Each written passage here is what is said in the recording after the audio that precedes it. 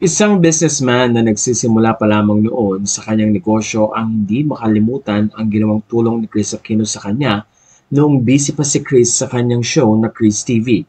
Narito ang kwento ni Jay Buen na siya ding CEO ngayon ng isang sikat na resort sa La Union. Year was 2013. Miss Chris Aquino has been very nice and good to me. One of the few big names who supported and helped me. She featured me and my Nilo pillow in her show many years ago because Bimbi really did like the character pillow that I created and that opened many doors for me. Generous to all, she bought 500 pieces of pillows and gave away to her fans and friends.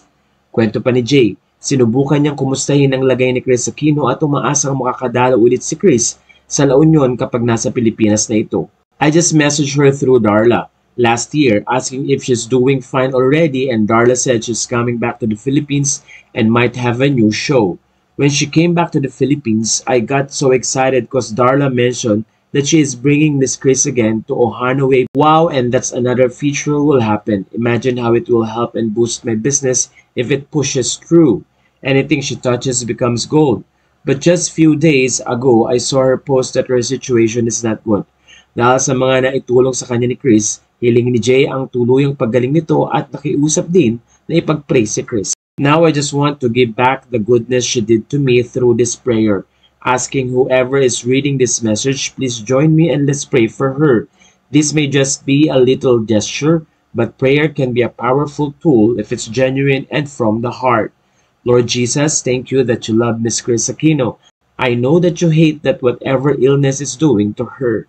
I ask in the name of Jesus that you would heal that disease, that you would have compassion and bring healing from all sickness. I pray today for those who are ill.